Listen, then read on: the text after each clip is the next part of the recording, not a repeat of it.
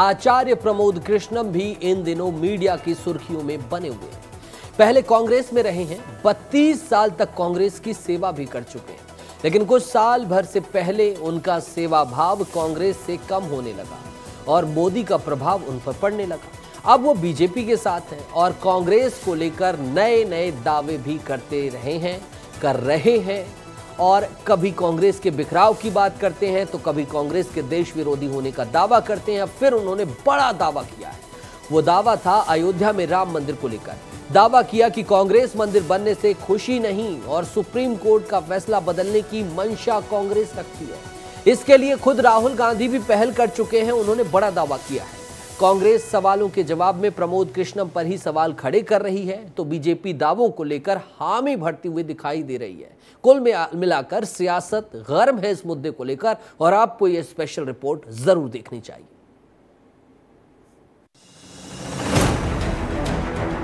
सदियों की प्रतीक्षा के बाद हमारे राम आ गए। पर जो राष्ट्र का नहीं है वो राम का नहीं हो सकता है। पूर्व कांग्रेस नेता और वर्तमान बीजेपी नेता आचार्य प्रमोद कृष्णम ने एक दावा कर राजनीति में हलचल मचा दी। दावा है भगवान राम को लेकर, दावा है अयोध्या में राम मंदिर को लेकर और दावा है राम मंदिर को लेकर सुप्रीम कोर्ट के फैसले को लेकर। आचार्य प्रमोद कृष्णम इन दिनों रोज मीडिया के सामने आकर कांग्रेस और गांधी परिवार को लेकर नए नए खुलासों का दावा करते हैं। आज उन्होंने जो दावा किया, कांग्रेस को राम विरोधी बताने का एक और मुद्दा बीजेपी के हाथ लग गया। दरअसल कांग्रेस के पूर्व नेता प्रमोद कृष्णम ने दावा किया कि राम मंदिर पर कोर्ट के फैसले से कांग्रेस खुश नहीं थी। जब राम मंदिर बनना शुरू हुआ तो राहुल गांधी ने अपने करीबियों के साथ एक बैठक की थी। बैठक में उनके अमेरिकी सलाहकार भी शामिल थे।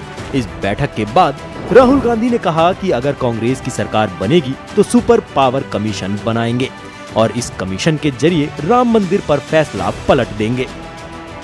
जब राम मंदिर का फैसला आया, राम मंदिर बनना शुरू हुआ, उसके बाद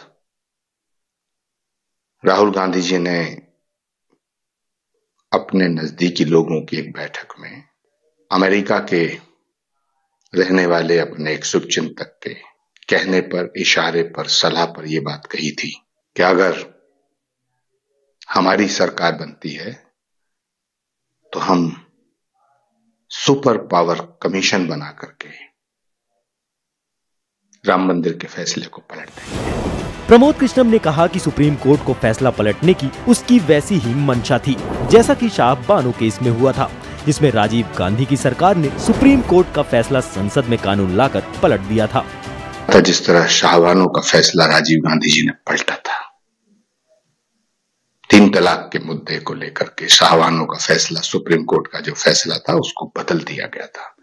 तो जब शाहबानो का फैसला बदला जा सकता है तो राम मंदिर का फैसला क्यों नहीं बदला जा सकता है। प्रमोद कृष्णम के दावे पर बीजेपी ने सहमति जताई। बीजेपी नेता शाजिया इल्मी ने कहा कि पूरी तरह यकीन किया जा सकता है कांग्रेस को हमेशा से राम और राम मंदिर से एलर्जी थी, लेकिन इनको राम से नफरत रही है। तो वहीं मध्य प्रदेश के मंत्री राकेश सिंह ने कांग्रेस को अपने साजिश के लिए चुल्लू भर पानी में डूब मरने की सलाह दी है।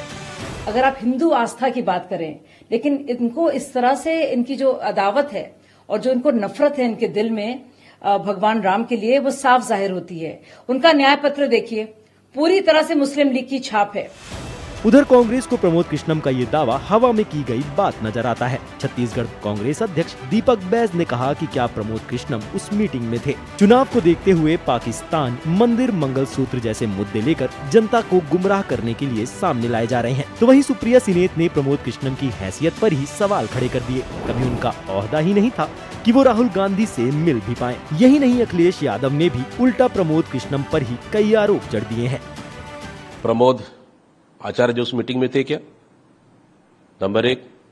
नंबर 2, भारतीय जनता पार्टी दूसरे चरण में चुनाव हारते हुए देख और तीसरी चरण के माहौल को देखते हुए भारतीय जनता पार्टी के नेताओं का इस तरह के बयान आ रहा है, मंदिर, मस्जिद, अयोध्या, कभी पाकिस्तान, कभी मंगलसूत्र, मतलब पूरी तरह से भारतीय जनता पार्टी हार मान चुकी है। उन्होंने अपने पूरे करियर में राहुल गांधी से बात की है कांग्रेस पार्टी में।